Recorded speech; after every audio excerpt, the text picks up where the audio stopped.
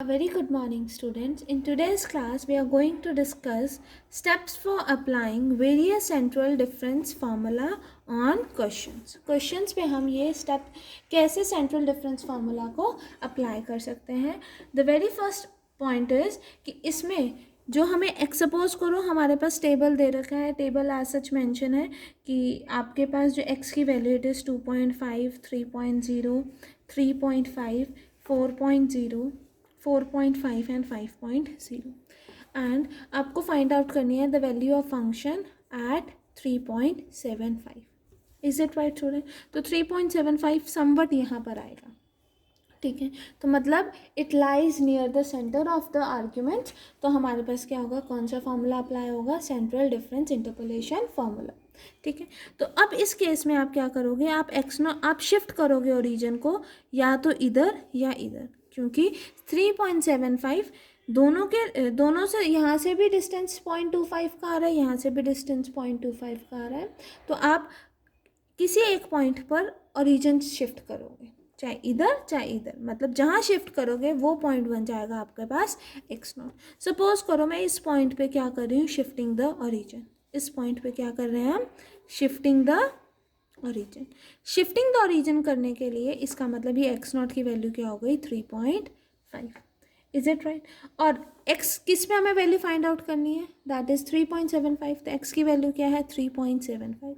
जब हमने Gauss forward interpolation formula करा था और गॉस बैकवर्ड इंटरपोलेशन फार्मूला करा था, तो उसमें हमने करा था कि दैट u की वैल्यू क्या होती है, u is equal to x minus x0 divided by h. और इंटरवल ऑफ डिफरेंसिंग यहाँ से पता चल रही है, इट इज़ 0.5. तो क्या आ जाएगा, 3.75 माइनस 3.50 डिवाइडेड बाय 0.50.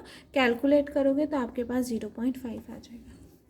ठीक है, तो आप टेबल की स्टार्टिंग क्या करोगे, आप पहले u की वैल्यू फाइंड आउट करोगे with respect to x minus 3.5 divided by 0.5. तो जैसे x की वैल्यू 2.5 थी पहले, तो इसके कॉरस्पॉन्डिंगली यहाँ 2.5 पुट करोगे, that is 2.5 minus 3.5 divided by 0.5. तो क्या आ जाएगा, minus of 1 divided by 0.5, that is minus of 2. ठीक है, इज इट राइट स्टूडेंट? फिर 3 पुट करोगे, that is 3.0 minus 3.5 divided by 0.5, that is minus of 0.5 divided by minus of 0.5. क्या आ जाएगा, -1. ठीक है, फिर उसके बाद जब x की वैल्यू 3.5 होगी, 3.5 माइनस 3.5 0. Is it right? फिर उसके बाद जब x की वैल्यू 4.0 होगी तो क्या आ जाएगा, 4.0 माइनस 3.5 डिवाइडेड बाय 0.5. तो क्या आ जाएगा, 0.5 डिवाइडेड बाय 0.5, दैट इज 1. फिर नेक्स्ट स्टेप में क्या होगा, 4.5 minus 3.5 divided by 0.5, that is 2. And यहाँ पर सिमिलरली यहाँ क्या आ जाएगा, 5 minus 3.5 divided by 0.5, that is 1.5 divided by 0.5, that is 3. और y0 की वैल्यू हमें इसके कॉरस्पॉन्डिंगली एज इफ दे रखी है. y की वैल्यू है यहाँ पर 24.145. ठीक है, यहाँ पर है 22.043, 20.225. ठीक है, 18.644, 17.644, सॉरी 262, एंड यहाँ पर है 16.047.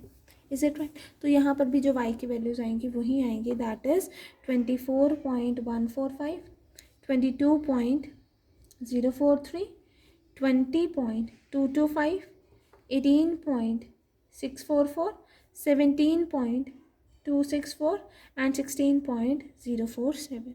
Is it right student? अब देखो मैंने यहाँ पर शिफ्ट करा था ओरिजिन, तो यहाँ पर u की वैल्यू क्या आ गई है, 0. तो अब इसके बाद आप क्या करोगे, आप फॉरवर्ड डिफरेंस निकालोगे.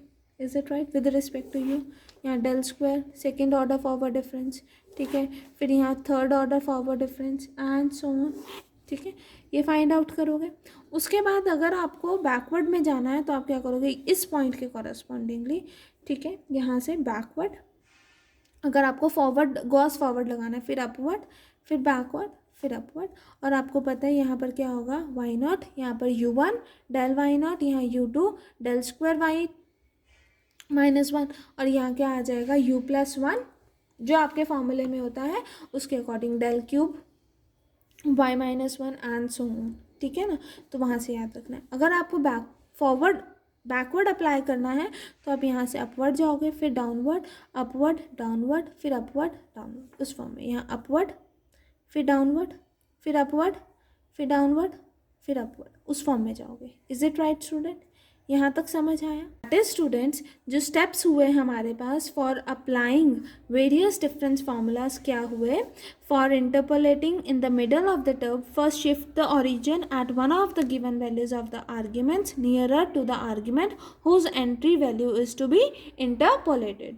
यही करा हमने, एज जैसे हमने अभी डिस्कस करा था, मुझे x इज इक्वल्स टू 3.75 दे रखा था जिस पे मुझे फंक्शन की वैल्यू फाइंड आउट करनी थी, तो मैंने उसके नियर पर क्या करा था? शिफ्ट द ओरिजिन करा था। अगर सपोज करो if a is the origin and h is the interval of differencing, then the changed values of the independent variables are given by u is equals to x minus a divided by of h. Next step क्या होगा? आप हर एक find करोगे u की value corresponding to the value of x to be interpolated. मतलब आप एक बार x को 3.75 पुट करके value of u find out करोगे। नेक्स्ट स्टेप क्या होगा आपके पास? आप प्रिपेयर करोगे एक difference table for the given set of values of u और उसके correspondingly functional values find out करोगे। Is it right student? फिर क्या करोगे? Find the limit in which the value of x is to be interpolated lies about the origin and then choose a suitable central difference formula to find the value of function. Is it right student? यही हमने सब कुछ करा था। Only this much for today class. Next class में हम discuss करेंगे questions related to Gauss forward interpolation formula and Gauss backward interpolation formula. Okay students, thank you.